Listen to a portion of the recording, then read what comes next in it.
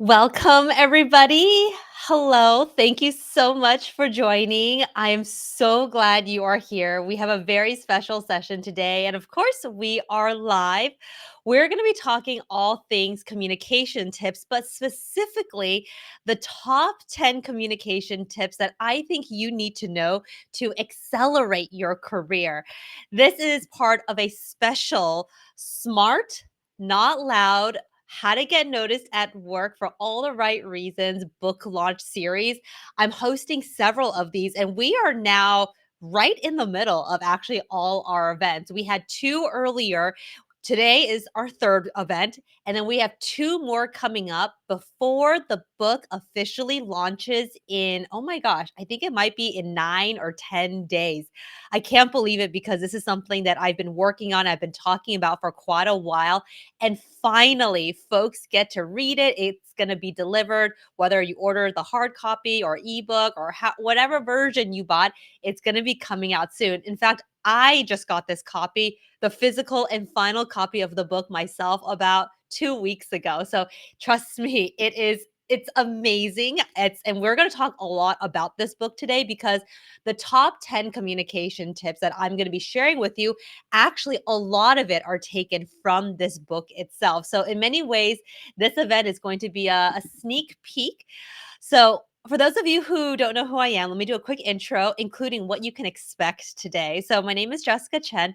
I'm the founder and CEO of Soulcast Media, and we are a communications training company. So this is what we specialize in. We specialize in helping folks elevate their communication skills. And the reason why I teach this is because communications was not something I was good at early on myself, and this is the reason why I wrote this book. I don't consider myself a very loud, dominant, assertive person, right? Not loud. But I do think being able to communicate and showcase yourself is quite important. And so my hope with Soulcast, with this book, it's to empower people to know that yes, working hard is expected. We work hard because we care about the work that we do. But there's a whole other half of work, which is the communicating us and being able to do it. And the beauty of it is communications is a skill, meaning if this is something that you're like, oh, I don't think I'm good at, or I feel like I can improve, you absolutely can improve. It's why it's a skill. So today is going to be a bit different from our typical live sessions. If maybe you've joined us before, or maybe this is the first time you're joining, if it is, I'm so glad you're here. And if you're back again, welcome back. Typically, I have a guest who comes on. It's usually someone amazing where we talk about career, communications, just anything around professional development. But today, because we're part of our book launch series right now, I've invited someone very special to me. It's actually somebody who works with us here at Soulcast Media. Her name is Maria, and she's actually going to be facilitating this session today, where she has essentially put together a list of top 10 questions that she wants me to address and share and answer to help you become a better communicator in the workplace. So, without further ado, I'm going to invite Maria up. Let's see. Hey, Maria. Hi, Jessica. How are you? I am good. I mean, it's been kind of wild here at Soulcast Media because you and I mean, I know many of you don't know Maria because she's behind the scenes, but Maria Mhm. has truly been a huge part of helping get this book out there, doing a lot of the communications work that we do, a lot of the articles, social media posts, a lot of it's actually her. So she's really there supporting us. But I mean, Maria, I mean, I know I just did a quick intro who you are, but tell us, Okay. how long have you been with us, and you know, how has your experience been with Soulcast Media and working? Yeah.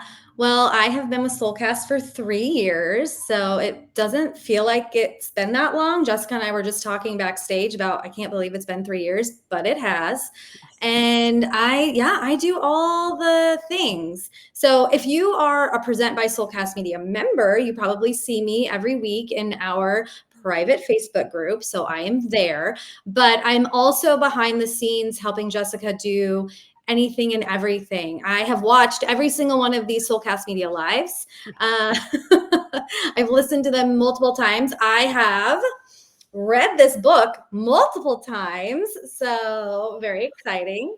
Yeah, I do the social media, Mhm. any sort of projects, things like that, just to propel Jessica forward and to help people learn more about communications. Yes, and we appreciate you and we love you and we really appreciate all the work that you do for us because without you behind the scenes, like we wouldn't be able to have the impact that we have. So I mean, I'm kind of anxious to get started because I know we have a lot to talk about today. And so, Maria, I know you have about 10 questions Mhm. that you're like, we got to talk about these communication tips. And for those who are listening, I want you to know as well that this session is for you. So, for those who are joining and listening in live, if you have a question for me and you're like, I do have a question about public speaking, presentation, speaking up, whatever, written communications, there's a chat function here that you can definitely, and I encourage you to use to let us know any questions that you have. But otherwise, there are going to be a lot of things that we're still going to be talking about, and all of it is going to be relevant because these are real life work experience. And that's kind of what I want to say. When we were thinking about these questions, like we wanted to put together stuff that we know people experience, the struggles people feel. These are very common and there are solutions to it. So before Maria starts off, asking all the questions, I want to say, if there's anything about the book that you're like, oh, I want to hear or learn more about it, all the information here is on your screen. We've kind of built this nice page for you. If you want to learn more about Smart Not Loud, the book, you can go to the website, smartnotloudbook.com, and that's actually where you can order it. We have all the different options, Amazon, Barnes and Noble. If you're international, we have a special link for you. That's also the QR code to do it. So there's many ways for you to learn about the book as we're having this conversation. And I highly, highly encourage you to check it out because it is a complete communications book. So Maria, let's get started. So what questions do we have and what's the first question that I can help answer? Yes. So I think, most of the questions that we get, a lot of them deal with public speaking because I think, if you look up any research, it's like the number one fear that people have is public speaking. And so the first question is, how do you even prepare for a presentation? Oh my gosh. It all does come down to preparation though. And it really is important. So, when I think and I'll share kind of my process too in hopes of maybe that'll help people. So, when I know I have a big presentation coming up and I know generally what the topic is, like for you, you'll probably know what you're going to be presenting on. Even before you put pen to paper, right? Even before you open that blank sheet, that document, PowerPoint, whatever, I want you to get crystal clear on this question: Who am I presenting to? AKA, who's going to be there, and what do they care about? This is going to essentially anchor your entire presentation. Because what I don't want people to do is I don't want them to go into putting together a presentation and it's just, I call it brain dumping everything, where it's like, I have all this facts, all these data, everything that I want to share with people. And it just becomes this big, dense presentation. And the truth is, having data, facts, research, all that is very important, but people probably won't remember every single detail that you are going to share. Meaning, in order for your presentation and your message to resonate, you have to know, okay, who is there and what are the most important things, and even keep it to 2 to 3. Because if you can simplify, right, simplify it to 2 to 3 main points, it also and honestly, it takes a lot of pressure off of you too. It takes a lot of pressure for you to be like, I have to talk about this, I have to talk about that. And here's the thing: if you feel like there's so much more to say, you can actually follow it up with another presentation. The idea is to not dump everything at once because that's the quickest way to lose people. So, how do you prepare for a presentation? It is asking yourself that question, but I can't overstate this. It does really matter for you to practice out loud. I know a lot of us will have a presentation, we're done, we feel good about it, and then we're practicing it silently in our head. It feels so different reading the presentation, narrating the presentation in your head versus actually saying the words out loud, because you'll find yourself saying words. You're like, why did I say it like that? Right. But you would never know unless you say it. And if you even want to get another +1 to prep, record yourself, because that's the best way for you to actually see. So those would be my presentation tips for folks. I think those are great. And there are so many others that you could mention, but we don't have 6 hours, right? Okay, so the next question, the second question, is also about presentations. Again, public speaking, people have a lot of questions about it. And so, you just talked about preparing, right? Like you're preparing for this presentation, but how do you create an engaging presentation where people remember it and are paying attention and with you the whole time? Yes. This is where I have to share a framework that I have in the book, actually, Smart Not Loud. And in this book, well, in a section in this book, I basically lay out how I would want you to start off your presentation. And the reason why I talk about how you start off your presentation is because that's arguably the most important. It's when people's attention spans are highest. It's when they're paying attention. It's when they're excited to hear a new voice, your voice, right? So, how you kick it off is how you can basically make that promise that it's going to be good stuff and they should pay attention. So, what I would want you to do is, and for those who are listening and watching, you can kind of bookmark this or write it down if you have a pen or piece of paper. But it's really a sequence of how you introduce your presentation. So the first few words that you say, I want you to actually say, I'm really excited to be here with you all today. Just say that. I'm excited to be here with you all today. And then you say, I'm going to be talking about ABC topic. Even though people know what you're presenting, maybe somebody introduced you and already said the topic you're presenting, I want you to say it yourself because you are the one presenting. So they need to hear that, essentially, that 1 to 2 sentence high level thesis of what the main point of your presentation is. I am talking about A, B, and C today. And then you get into, I've broken down my talk into 2 to 3 points. And I even would say quantify it. Say that. I've broken down my 20-minute presentation with everybody today into 2 to 3 main parts. And you just say in a 1 or 2 sentence again what those main parts are. And once you do that, your final sentence before you really dive into the content is going to be about, my hope is at the end of my talk, everybody here is going to walk away knowing exactly what to do, or knowing exactly how things have been, or knowing exactly what we need to focus on. This sequence of starting off your presentation is captivating, it's concise, and it's interesting because you are setting the foundation so now people know what to expect. What you don't want to do, again, is to say, okay, like you go straight into all of the information because that can be a bit jarring. So I hope that helps. That was a sequence of, this is what I want you to say. And I basically kind of like laid it out for you. And I would encourage you to try to use this next time you have a presentation at work. Yeah, I think it's so important. I love the not brain dumping on people right away, right? People just immediately disengage, too much information. I don't want to be part of it. But when you set those expectations, and I like as an audience member, and I know, okay, this is what I need to pay attention to. I know exactly what she's going to say. I don't know the words she's saying, but I know what to pay attention to, and I know what to expect. It makes a big difference. So.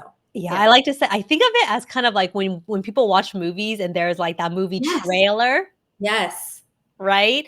It's like, do I want to invest the next hour and a half and 2 hours into watching this movie? Well, the teaser was interesting, so I'm bought in. That's the Yeah. same analogy that I would encourage folks to think about. Yeah. People are going to give it a shot. They're going to see what happens. Exactly. Okay. So presentations, we know we're preparing, we are creating them to be engaging. But when you get on that stage, right? Or right before, I would say it's always right before, for me anyway, when I'm giving a presentation, right before I walk up those stairs to get on that stage, there's some nerves. So, and some people are really, really good at, handling nerves. And some people are like, that is what prevents me from even giving a presentation. So, how would you tell people or help people handle those nerves? Mhm. Nerves are 100% normal. And Mhm. I almost would be like, you don't feel nerves if you are presenting. Because I admit myself, if I am giving a big presentation, I sometimes get nervous myself. And the reason why is because presentations, your environment's different, the people there are different, your topic may be a bit different.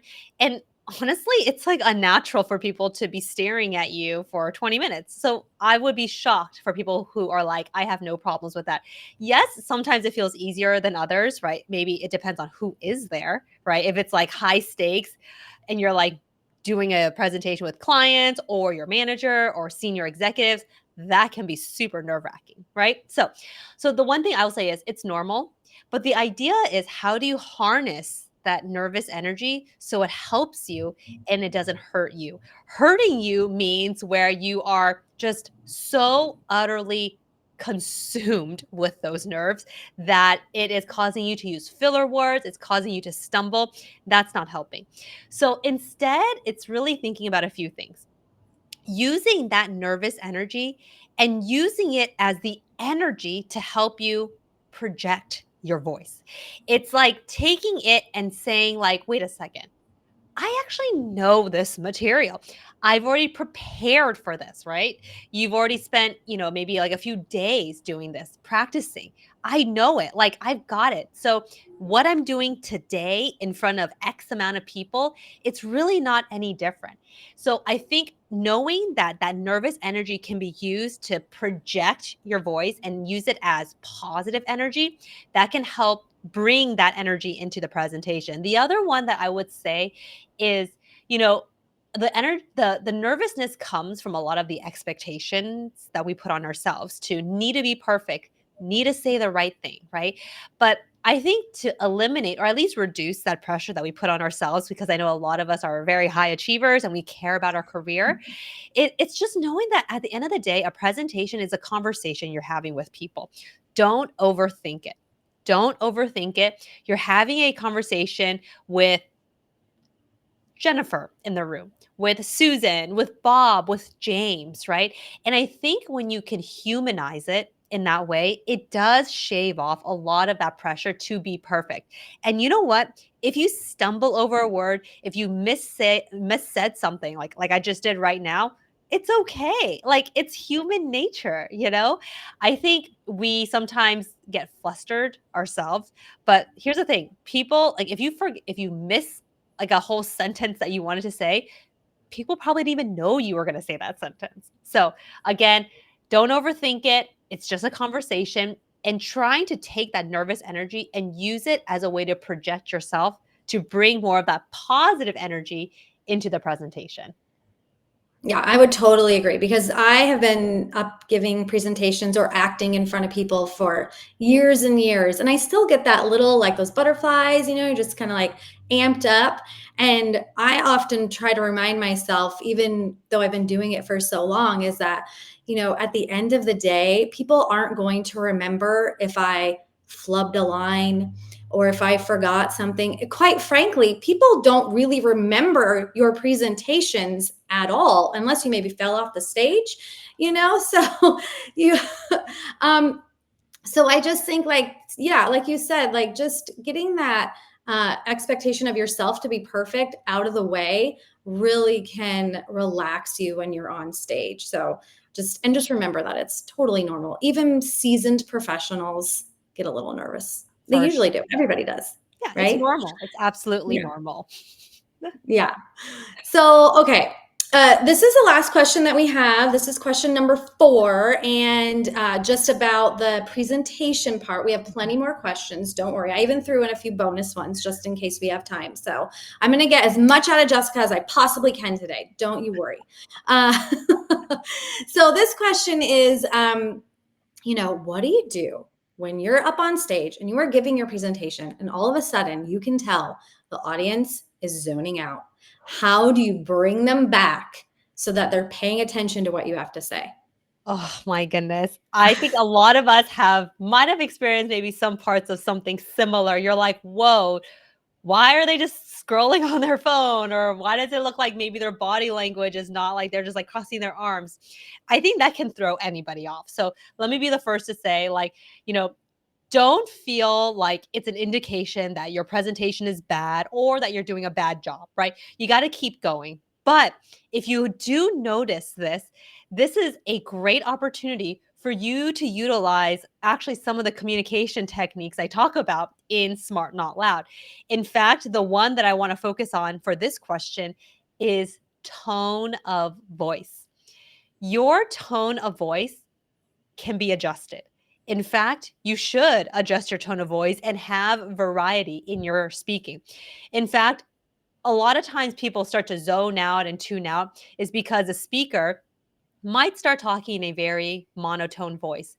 And honestly, it's just not as interesting to listen to. So, for you, because all of you are here and you're thinking about how can I be a better communicator, if you do notice this, this is a perfect opportunity for you to adjust your tone of voice to change it up. Because when there's a change in audio, right? Audio, people go, oh, that was unexpected. What just happened? And they'll pay attention again. And adjustments can be things like slowing down all of a sudden. It can be even pausing because that silence is, it could be jarring and unexpected. And they're like, oh, but for you, you know that was intentional, right? It could also be you raising your pitch. That's one of the elements of tone of voice, raising your pitch or even lowering your pitch. So tone of voice is where I would say that is a key thing to do to re-engage people if you notice that they are starting to disengage. Here's another one that's a little different from tone of voice that I think is important too. In addition to tone of voice, you can use and ask rhetorical questions. Rhetorical questions are one of my favorite things. And I see you're nodding, Maria. I mean, Yep. I'm all about like using rhetorical questions to re-engage people. Rhetorical questions are things like, so what do I mean here? Not that you're expecting anybody to actually answer you, but you just asking that question also consciously and unconsciously gets people to go, oh, question, right? And that can also get them to pay attention again. So great question. But the answer is tone of voice, using rhetorical questions. These are great ways to re-engage an audience who you might sense is disengaging. So remember that. Absolutely. And if you've been around anytime, you know that Jessica talks a lot about the power of the pause, which is one of my favorite things to do when I'm giving a presentation. I like to keep people on their toes and, maybe just like go silent for a second, see what happens. And then I also love the questions. I love doing rhetorical questions because, like I said before, people love themselves. And so people love to answer questions about themselves. So if you ask a rhetorical question that maybe you don't expect anyone to answer, people like to think like, how would I answer that, right? And now they're back with you. They're ready to hear what you have to say next. So yeah, definitely take those things to heart. And if you want to know more about it is in Jessica's book. So don't forget to, go ahead, do that QR code. You can do it right now. Don't leave, but you can do it right now on your phone while you're watching on your computer. Okay. Okay. So we're going to pivot just a little bit topic wise, and we're going to talk more about, this is kind of public speaking, but more in like maybe a group setting, a smaller group setting where you're in a meeting. And I know this is really something that a lot of people ask us. And so the question is, I have something to say. I'm in a meeting and I really do have something I want to say. I just don't know when to say it. Like, what should I do? And I think this is a lot of times for people who are maybe more introverted, who are kind of waiting for that right time. And they don't want to step on toes. They don't want to like speak over someone, which is completely valid. But if you've been paying attention, you've got to be visible. You've got to get your voice heard. So Jessica, I know you have a lot of answers for this question. Yes, because speaking up and chiming in during meetings, especially if you tend to be on the more quiet, shy, timid side, it can be challenging because you are actually more of like you're looking around, you're paying attention, you're looking at other people, right? You're really taking in the environment. But sometimes when we focus on that, we lose that opportunity for us to use our own voice, which is why in chapter 7, it's actually a specific chapter in the book, I have a whole section encouraging people and teaching them how you can speak up in meetings. And I'll just share with you all what this is. I call it the 4A sequence. And it's a way of approaching meetings that can prepare you to speak up. So the 4A stands for, there's literally 4 A's, the letter A. So the first A is you have to go into a meeting actively listening. The opposite of active listening is passive listening.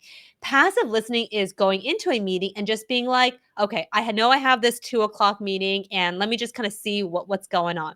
But active listening is finding that split second, that moment where you're like, oh, this is going to be my time to chime in. It's a very different mindset when you walk into that meeting. So go in actively listening for that second, or when you can sense that the topic has now transitioned into something you can talk about. Okay. So that's the first. The second A is now that you found that perfect moment, you're like, oh, this is where I can say something or add my 2 cents. The first thing you want to do is acknowledge. So acknowledge means whoever just spoke before you, you can say, Maria, that was a really interesting point. Or Maria, I heard exactly, what you just said. And then it reminded me of A, B, and C. I'm acknowledging Maria. I'm letting her know that I heard her, right? And it's a good way to seamlessly, and I call it frictionlessly, insert yourself that doesn't feel jarring. Because I know for a lot of us, who are so considerate of others and the environment, we're like, oh, I don't want to talk over people. So acknowledging can allow you to put your voice, insert your voice in. Then after you acknowledge, you anchor. Anchor is basically repeating 1 or 2 words that person just said. Maria, you mentioned podcast, for example, and it made me think of this podcast that I just listened to. So because Maria said the word podcast, I'm now repeating that word as a way to anchor what I now want to say, which goes into the fourth A, answer. Now you give the answer, what it is that you actually want to share with people. So the 4A sequence, so powerful, especially for those who tend to maybe overthink in meetings of like, should I say something? Should I not say something? Yes, you should definitely say something. And the 4A sequence is a way to help you insert yourself and do it feeling a lot more, I guess, natural about it. So Yeah. And I think also too, when you're thinking of that 4A sequence, you don't have to think about it of like, okay, first I did this and now I do that. Like it should, you can do it really quickly. It doesn't have to be, again, don't overthink it. don't overthink it. Yeah, You should be able to move through it really quickly right before you speak, right? exactly. And even though I broke it up in such a sequential way, now that you know this, it's not like, okay, I have to do this, this, this, this. But now that you kind of have an idea of how it should feel, right? It's like a feeling too, then it'll Mhm. come a lot more naturally. Yeah, absolutely. Okay, so this is another question that we have that is, about meetings. And the question is like, do I actually have to speak for in a meeting for people to know that I'm paying attention in this meeting? Good question. Well, we do know communications is more than just verbal communications, which is great. And so, if the if verbal communications, for example, feels a bit more challenging because maybe there are a lot of people in this meeting. Maybe it's a virtual meeting where it's like so many people are talking. You're just like, I don't know how to, like, even using the 4A or thinking about it feels too hard. Don't worry about it. But then what I would say is find other ways to showcase yourself. So, a great option is thinking about the chat function that's on Teams or Zooms. But the key here is I do want you to at least contribute 1 or 2 things, whether it's the verbal communications or the written communications. And the reason why is because I want people to see your name pop up. This is part of building visibility, which is hence the subtitle, How to Get Noticed at Work for All the Right Reasons. Because even though you're in this meeting and you are paying attention in this meeting, A lot of times, if you don't say anything, people aren't going to think of you or even notice you. And here's the thing, it's not that you have to even say anything profound or even new. Okay. Even a simple, "That's a great point!" exclamation mark. And just putting that in the chat, that's sometimes all you need to do. But again, it's getting people to see your name, hear your voice, because that is how you can keep yourself top of mind. And that can create the impression that you're engaged and that you're participating, even though, let's say, maybe you're doing some work on the side, right? But the idea is you're showing people that you're there. And again, that creates that impression that you are engaged. Very, very important. Yeah. And I also think that another way, like I'm doing right now, I love to do this whenever I'm in meetings, is to smile and like nod and react. Because if it's like a Zoom meeting and people can see your little square, then they know like, oh, you're paying attention. You may not be, you might actually be listening to someone give a presentation, and so you're trying to help them know, like, hey, I'm here, I'm with you, I've got this. Like, I'm right there, and the speaker can acknowledge and be like, okay, Maria's paying attention. Maria's nodding. She's laughing when I intended for a funny joke, or helping me make other people think it's funny, Yeah. So I definitely think that's another way that you can show that you're there. Maybe not specifically with speaking, but so you kind of answered one of our other questions of, what if I don't want to actually say anything, but I'm still visible? But I think this next question is really important for everyone. And it is why? Why, Jessica? Why is it so important for me to speak up during a meeting? Good question. And here's a actually a supplement answer that I think is important in for the last question that we answered, and it'll seamlessly go into this one.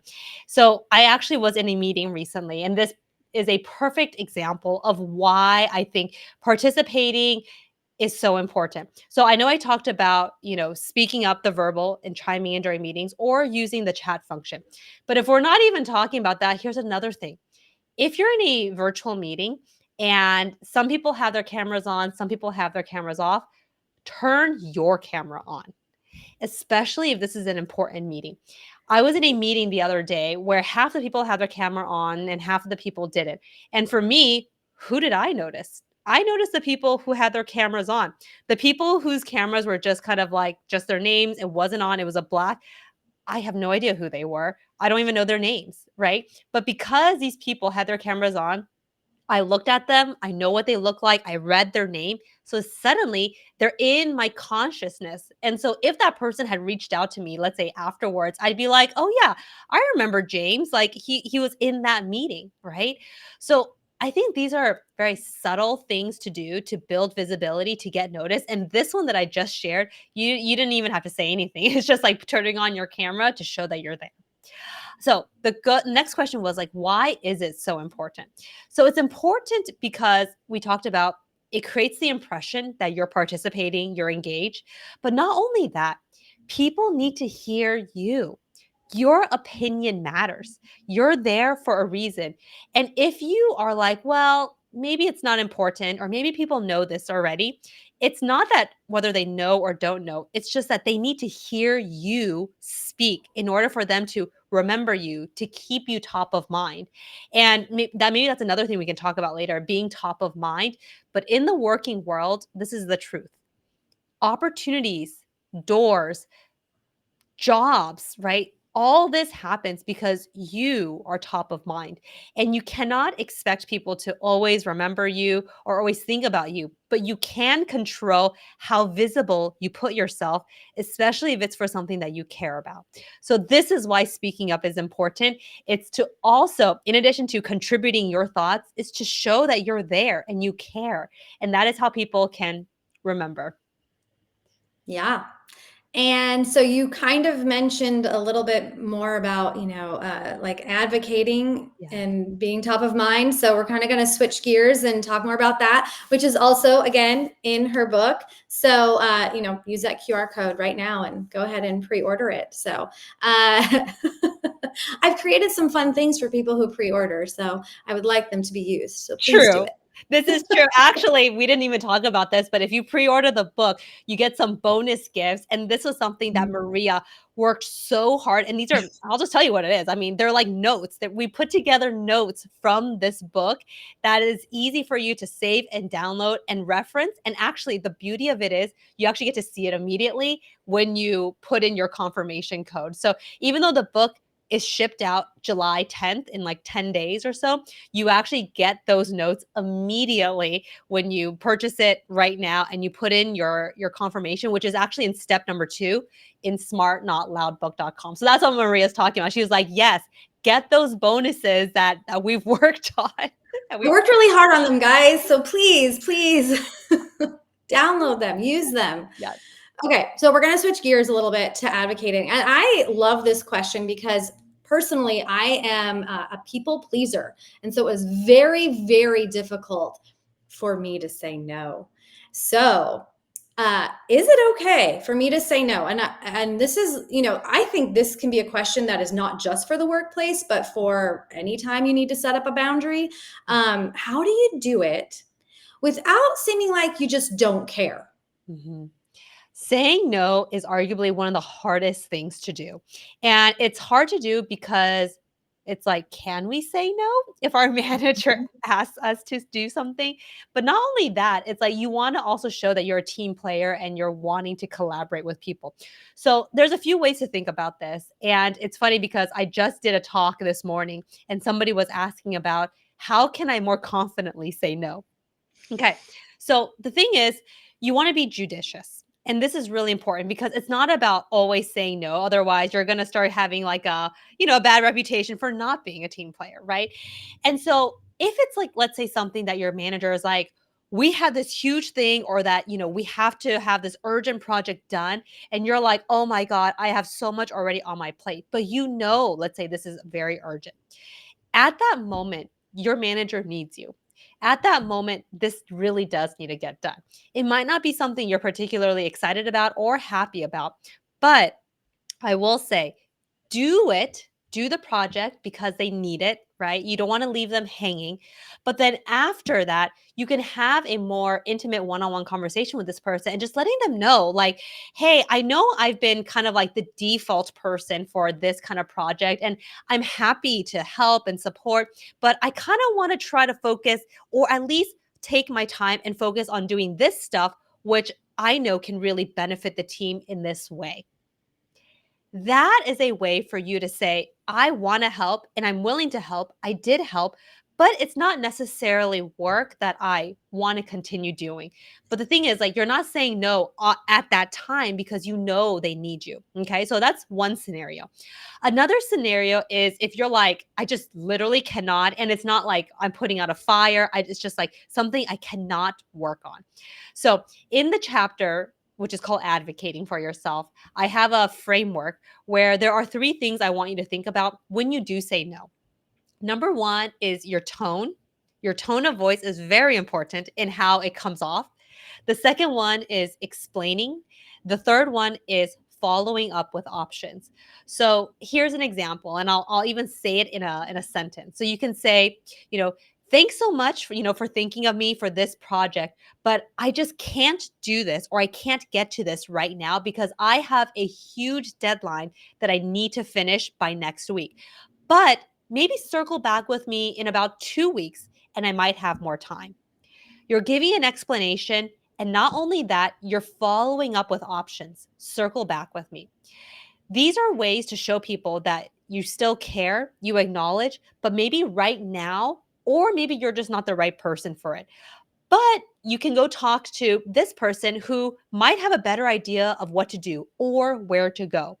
Again, the idea is the impression that you're giving, right? The impression that you're giving is, yes, you care, but you're just not the person who can do it right now. And then offering options and explaining. So, those are the 2 things. And I think it's very important. You have to be judicious with it and know and really gauge, is this the right time to say no? And if it is or isn't, then you make your decision. Maybe I do it and then have a follow up conversation, or I just say I can't do it and this is how you should do it, which is tone, explain, and follow up. I think that's so good because I love the follow-up. That I think is key to making sure that, especially in the workplace where you have colleagues who might be asking you to help, that you're not just like, hey, no, I'm not going to do this. But you're more like, I want to. I really do want to help, even if you don't. Even if you don't want to help. You remember, it's the impression. But you say, hey, in 2 weeks, maybe follow up. Or if they have to go off and they're, doing it on their own and you finish what you need to do, you come back and say, okay, I'm done with this. I can help now. Maybe they'll need you, maybe they won't. But Yeah. again, it's being that team player and making sure that they know, they believe that you really wanted to be doing it, but for whatever reason couldn't, right? Exactly. Yeah. Exactly. Yeah. So again, advocating. This question, I think, is pretty broad, but the question is, what's the best way to ask for something I really want? Maybe I want a raise. Maybe I want to be put on that big project. I want to be team lead. I want a promotion.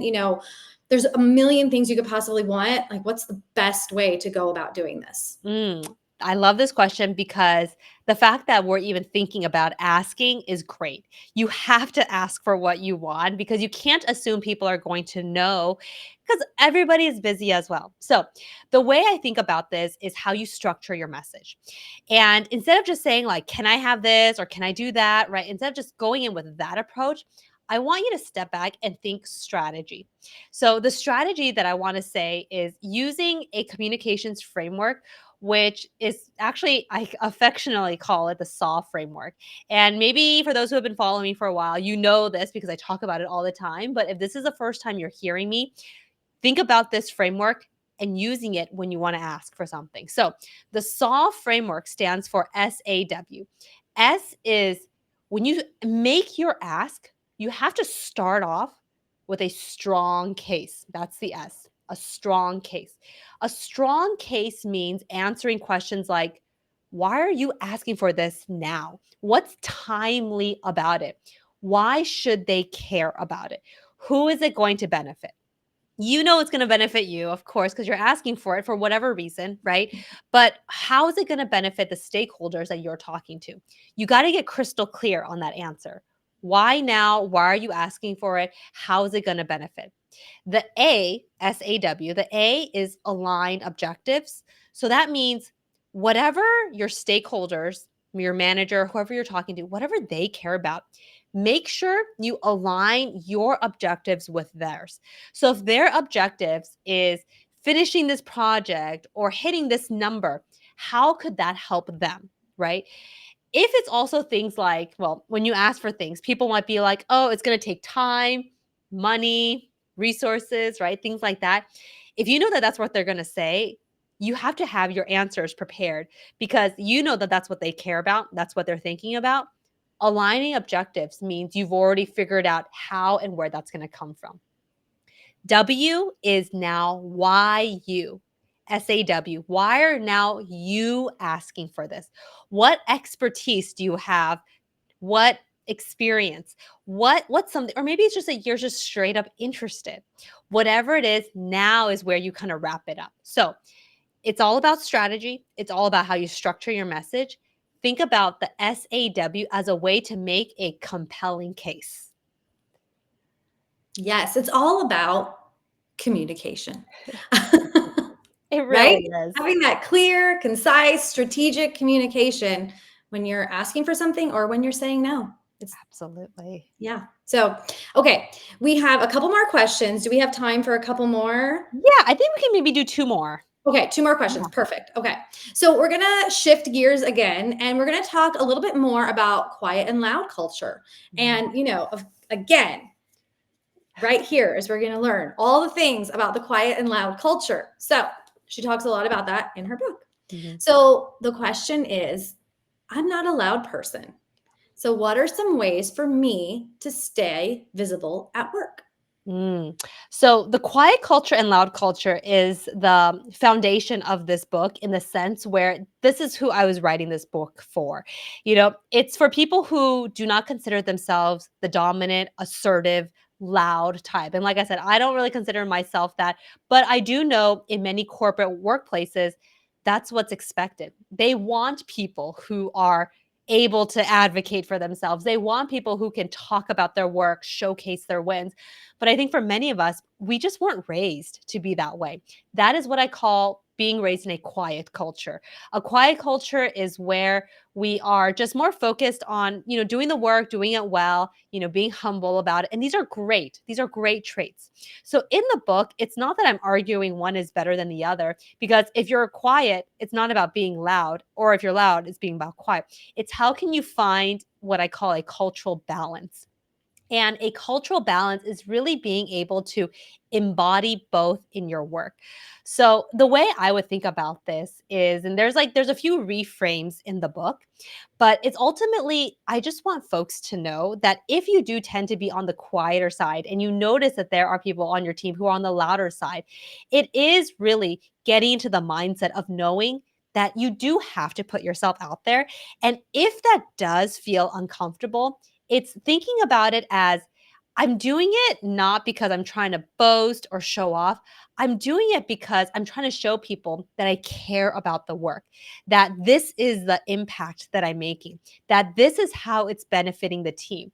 And I feel like that perspective of I'm putting myself out there because I want people to know about the work that I'm doing because I know it helps. It can take a lot of that pressure away from, like, oh, it's about me. And it's like, it's not about that. It's about letting people know what you're doing because it's going to help others. That is a huge mindset shift. And I think, and so the book is actually divided into a part one, part two, part three. Part one is all mindset. How can you have and develop that mindset so that when I start talking about the techniques, it feels much easier to do? So part two of the book is where I now give you like frameworks of building your career brand, building credibility, advocating for yourself. Those are actually the three chapters in part two. It's like a more empowering way of showing up. And then part three is all about communications, because if there's no communications anchoring all this, then a lot of it can feel theoretical. But for me, I'm about being practical. And so that's why, in many ways, I feel like this book is a very complete book. It's like all three of these things. And yeah, talking about quiet culture, loud culture, it is getting into that right mindset of I do got to put myself out there, but do it in a way that feels right. And I think that even, I would not consider myself an introvert. I am definitely an extrovert. But even if you feel like you are an extrovert, I feel like the book is really good about giving you strategy, because even as an extrovert, you can feel comfortable talking in front of people or talking in meetings or, all those things. But if you're not strategic in your communications, like for advocating for what you want, then you're not going to get those opportunities because you weren't strategic. And so I think that's a huge part that maybe some people don't realize, or maybe they're like, oh, that book's not for me because I'm extroverted. Mhm. And I would argue that that's just not the case. So Mhm. True, yeah. because we also know sometimes being a very talkative person, that message might not land necessarily either, right? So Yeah, you can say a lot of words, but if the words don't have meaning or impact, then what are they for? exactly. Right? It doesn't Exactly. really matter. Yeah. Yeah. So we have one more question. Do we have time, or are we wrapping? Yeah, let's do one last One question. more. Okay, so this is really for more of the extroverted people. Mhm. So, for example, I'm very extroverted. How can I help those who are more introverted on my team, my colleagues, maybe the people I'm leading? How can I help them find ways to speak up or shine light on them? This is one of my favorite questions. And I love this question because it is encouraging folks to recognize that there are the more quiet people. So in the book, there's a section that I talk about, actually, it's a chapter where I talk about there is such a thing as a quiet culture bias.